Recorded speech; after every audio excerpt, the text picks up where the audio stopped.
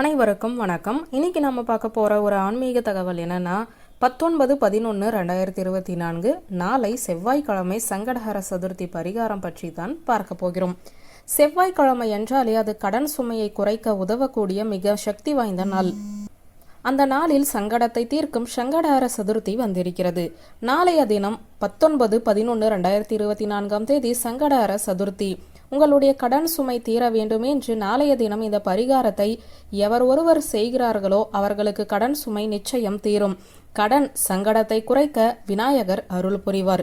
நாளைய தினம் அதிகாலை வேளையிலேயே எழுந்து சுத்தபத்தமாக குளித்து வாசல் தெளித்து கோலம் போட்டு பூஜை அறையில் விளக்கேற்றி விரதத்தை துவங்கவும்.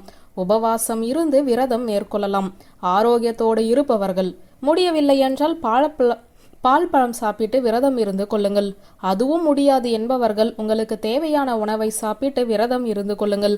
நாளை மாலை சந்திர உதயத்திற்கு பிறகு பிள்ளையார் கோவிலுக்கு செல்ல வேண்டும்.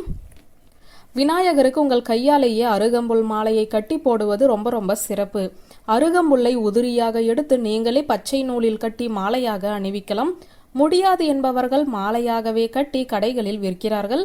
அதை வாங்கி விநாயகருக்கு போட்டுவிடுங்கள். விநாயகர் பாதத்தில் இருந்தோ விநாயகர் தலையின் மீது இருந்தோ கொஞ்சம் அருகம்புல்லை திரும்பவும் கேளுங்கள்.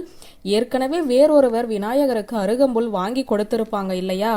அதிலிருந்து பிரசாதமாக நீங்கள் கொஞ்சம் அருகம்புல்லை கையில் வாங்கி கொண்டு விநாயகருக்கு தோப்பு கரணம் போட்டு பிள்ளையார் கொட்டு வைத்து விநாயகரை 3 முறை வலம் வந்து விநாயகருக்கு ஒரு சிதறு தேங்காய் உடைத்து விட்டு வீடு திரும்ப வேண்டும்.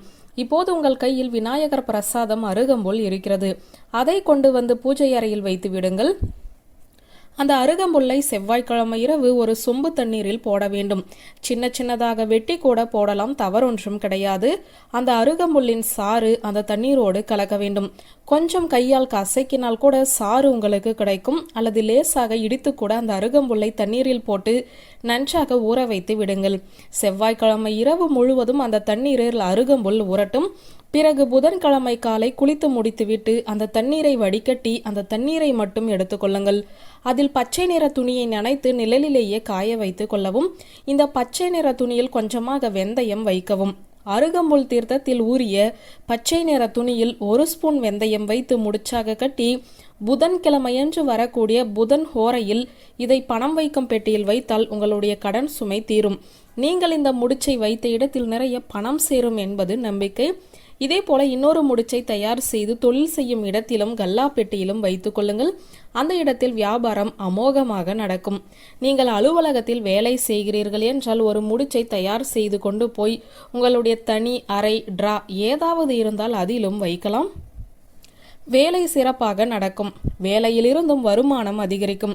இதுபோல இந்த எளிமையான பரிகாரத்தை செய்து பாருங்கள். வருமானம் தானாக உயர்வதை உணருவீர்கள். கடன் சுமை தானாக குறைந்துவிடும்.